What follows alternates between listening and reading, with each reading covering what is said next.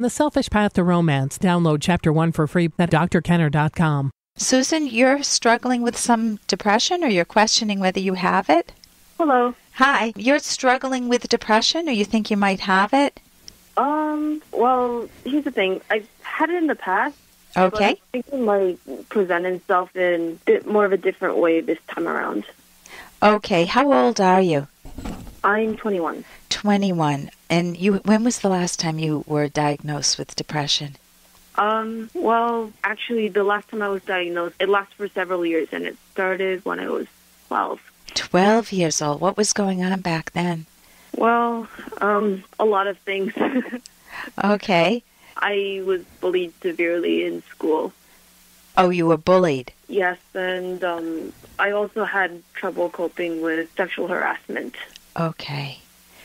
Okay, so at a young age you went through some pretty strong trauma. And how did you get out of it back then? Lots and lots of therapy. Yeah.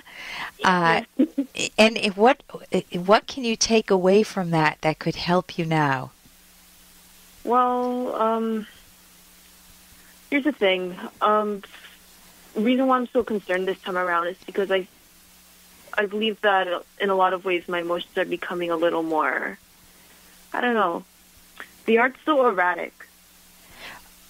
But even when it would be appropriate for emotion, even though it would be an appropriate situation to feel a lot of emotion, let's say. Okay. I'll give you an example, actually. I'm not making much sense, but yeah. Well, for example, I recently went through a breakup. Okay. And I got out of it feeling nothing, just void. I didn't even feel any regret, remorse, hurt, or anything really. How long had you been dating? Here's the thing. I haven't been dating the person very long, but I've liked the person for about 2 years or so. Okay, so it was a long-term attraction, even though it was a short time dating. And yes. So after breaking up with him, who broke up? You broke up, or he did, or it was mutual? It was rather mutual, I'd say. Okay, so you felt a little flat. It didn't feel, you weren't bawling your eyes out, I'll never be able to live without him, and you weren't jumping for joy. Oh my God, what a relief, I'm finally free and can date other people. I feel very flat overall. And it's been this way for quite a while, actually. Okay, how long? If I have to count, I would say at least a good 2 years. Okay, what happened 2 years ago? Well, I recovered from an eating disorder. Okay, and which, was it bulimic or anorexic? Anorexic. And so, what do you think made you flat then? I mean, if you recovered, there should be some liberation or feeling of finally you can breathe and live life more naturally. Yes, which is the odd thing. It should theoretically be that way, but instead I feel very flat, and I believe that it's because I went through a great amount throughout my life, let's say.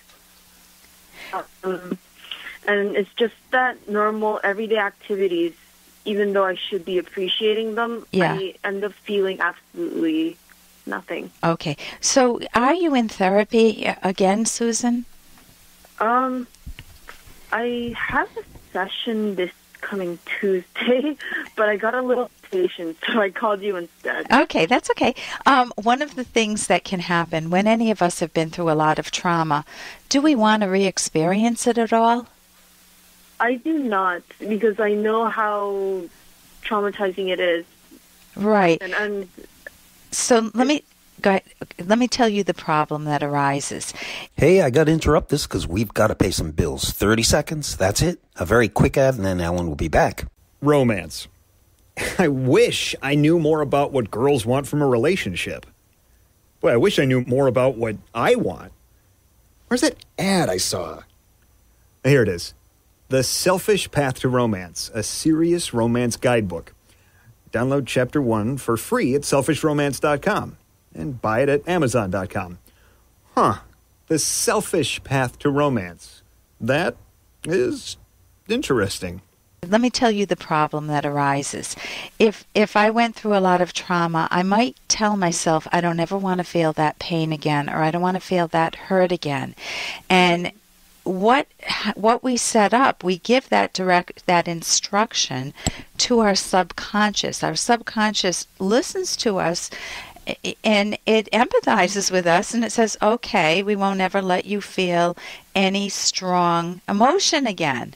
Mm-hmm. And you want to say, no, I want to feel the highs. I want to feel excited and enthusiastic about life. I just don't want to feel the negatives. And they say, sorry, honey, the way emotions work is that when you repress, when you give your subconscious an order, don't feel, don't go there, don't feel that pain again, it can lop off all emotions. So part of the problem with trauma, or part of the solution in solving it, is to be able to put it in a rational context, work with a therapist to put the trauma in a rational context so that it's an ugly puzzle in your past, but it isn't in a million different pieces.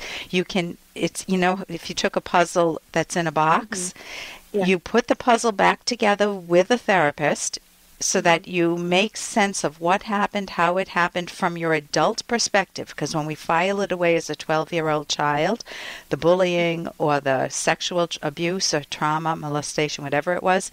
Actually, there's a little more to it. Okay. I've also attempted suicide 8 times.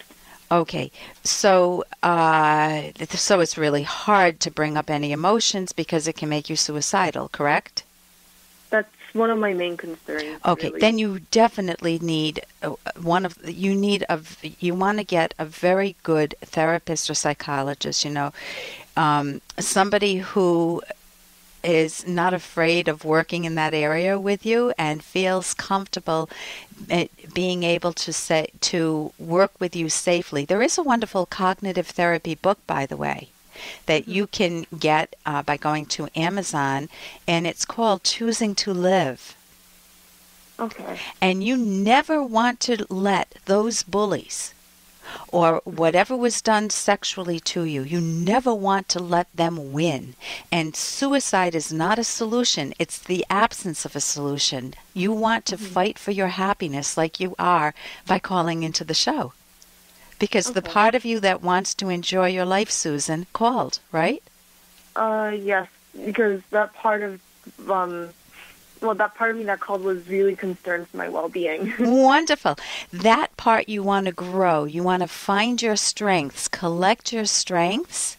And you can also get maybe your therapist would work with you on this book if they're aware of it. It's called Mind Over Mood. It's a cognitive therapy book. Actually, I do have that book in my house. Okay, it's a wonderful book. The other one, though, if you're worried about suicide, obviously you've got the help this week.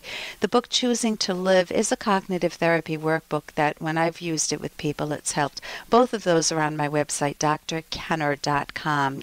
I write up a little summary of both of those. But you already have one of those, which is great.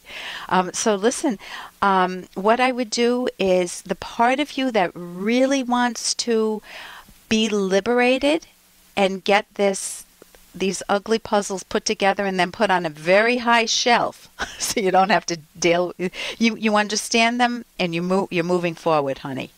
Okay. That's the type of attitude you want. So thank you so much for calling. All right, no problem. Thank you so much. And I wish you the best, Susan. For more Dr. Kenner podcast, go to drkenner.com and please listen to this ad. Here's an excerpt from The Selfish Path to Romance, the Serious Romance Guidebook by clinical psychologist Dr. Ellen Kenner and co-author Dr. Edwin Locke. It's claimed that sex and money are the two most frequent sources of marital conflict. Learn about your partner's attitude toward money issues before making a long-term commitment. Certainly, there's no future in marrying a gold digger, someone who wants only your money. It's also a mistake to marry a wild spender who thinks only about today but not about tomorrow when the bills come due. Barring these types, money conflicts are normal and do occur among decent, responsible people, and strong differences of opinion can arise about spending priorities, even when there is agreement on the amount to be spent. You can download Chapter 1 for free by going to drkenner.com, and you can buy The Selfish Path to Romance at amazon.com.